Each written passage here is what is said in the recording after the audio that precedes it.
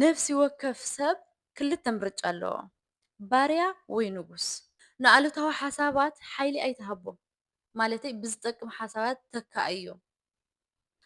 ሰላም ሰላም ኣሕዋተይ ከመይ እኒአኹም ደሕና ዲኹም? ኣነ እግዚኣብሔር ይመስገን ደሕና እየ። እቲ ዝዓበየ ፀላኢኻ ናይ ገዛ ርእስኻ ኣእምሮ እዩ እንተዘይተቋፃፂርካዮ። መብዛሕትኦም ሰባት ፀላእቶም ማለት እዩ ከም ገዳማዊ ማለተይ ከም ዝቆንዐሎም ሰባት ኣሸጋሪ እዋን ወይ ከም ዝሰኣንዎ ዕድላት ገይሮም እዮም ዝሓስቡ። እቲ ሓቂ ግን እቲ ዝዓበየ ፀላኢኻ ክትቋፃፀሮ ተዘይክኢልካ እቲ ዝዓበየ ናይ ገዛ ርእስኻ ኣእምሮ እዩ። ነፍሲ ወከፍ ሰብ ክልተ ምርጫ ኣለዎ። ባርያ ወይ ንጉስ። ኣእምሮኻ ተተቋፃፂርካዮ ንጉስ ትኸውን። ኣእምሮኻ እንድሕር ተቋፃፂርካ ከዓ ባርያ ትኸውን። ስለዚ እቲ ሕቶ ንጉስ ዲኻ ወይስ ባርያ?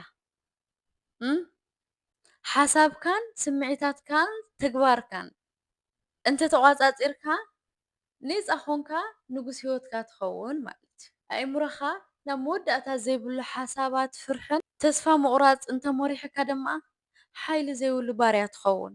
ቀዳማይ ምልክታት ዘይትቋፃፀሮ ኣእምሮ መወዳእታ ዘይብሉ ልዕሊ ዓቐን ዝኾነ ሓሳብ ምሕሳብ ኣእምሮኻ ብቐፃሊ ኣሉታዊ ሓሳብ ከተመንጭይ የገድዱኻ ማለት እዩ።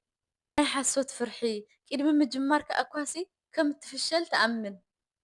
ቀፃሊ ጥርጣሬ ምጥርጣር ማለት ንቅድሚት ንክትስጉም ድሉው ምዃንካ ፈፂሙ ኣይስማዓካን እዩ። ምድንጋር ኣእምሮ ንድሕሪት እናሰሓበካ ስለ ዝኸይድ ማለት እዩ ላበይ ከም እትኸይድ ኳስ ኣይትፈልጦን ኢኻ። ኣብነትሲ ንግዲ ክትጅምር፣ ሓዱሽ ነገር ክትመሃር፣ ሓዱሽ ክእለት ክትመሃር ወይ ድማ መዓልታዊ ሂወትካ ከተመሓይሽ ትደሊ። ኣእምሮኻ ግን ብኸምዚ ዝኣመሰለ ካብ መጠን ብላዕሊ ሓሳባት ይዕብልለካ። እንተፈሽለ ኸ ወይ ከዓ ካልኦት ይቕድሙኒ ኣለው ውፅኢቱ ኸ ከመይ ክኸውን እዩ ትብል ተኾንካ ማለት እዩ ንገዛ ነብስኻ ከም ሽንቲ ግመል ንድሕሪት ትጎታ ኣለኻ። ባርያ ናይ ገዛ ርእስኻ ሓሳባት ትኸውን። ናምበር ቱ ከመይ ጌርና ኣእምሮና ንቋፃፀሮ ንኽእል? ቀዳማይ ሓሳባት ካብ ምፅማቕ ተምሃር። ኣእምሮኻስ ብዙሕ ሓሳብ የመንጩ። ንኩሉ ሓሳብካ ክትስዕቦ ኣየድልየካን እዩ። ንኣሉታዊ ሓሳባት ሓይሊ ኣይትሃቦም ማለተይ ብዝጠቅም ሓሳባት ተካእዮም። ፍርሕን ጥርጣረን ዘይኮነሲ ኣብ ክውንነት ምትኳር ማለት እዩ። ኩሎም ዕዉታት ሰባት ለለውሲ ዝተዓወቱ ሰባት ማለት እዩ ፍርሒ የብሎምን ኣይኮነን። ግን ንፍርሓቶም ተቋፃፂሮምሲ ስጉምቲ ስለ ዝወስዱ እዮም። ስምዒታትካሲ ተቋፃፀሮም ንክቋፃፀሩካሲ ኣይትፍቀደሎም።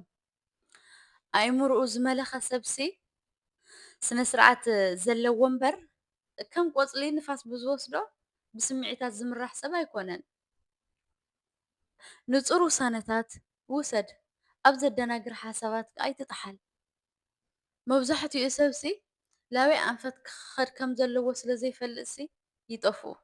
ኣብ ሂወትካ ንፁርን ድልዱልን ዝኾነ ውሳነታት ብምውሳድ ንኣእምሮኻ ተቋፃፀሮ። መደምደምታ ንጉስ ወይ ባርያ? ክልተ መንገድታት ኣለው። ኣእምሮኻ ተተቋፂርካ ንጉስ ሂወትካ ትኸውን። ኣእምሮኻ ተተቋፃፂርካ ከዓ ባርያ ትኸውን ማለት እዩ። ንነብስኻ ክትሕዝ ዘይትኽእል እቲ ዝዓበየ ፀላኢኻ ካብ ቁፅፅር ወፃኢ ዝኾነ ኣእምሮ ምዃኑሲ ኣይትረስዕ። ብሂወትካ ምእንቲ ክትቆፃፀራሲ ክትመልኮ ጀምር። ክመልከካ ዘይኮነስ ንስኻ ክትመልኮ። ስለዚሲ እቲ ምርጫስ ናትካ እዩ። እስካብ ሕዚ ዝተኸታተልኩምኒ ዝሰማዕኩምኒ ቴንኪዩ ብጣዕሚ። ካብኡ ከዓ ብላይክ ብሳብስክራይብ ገይርኩም ገዛይ መሪቕኩም ውፁ ባይ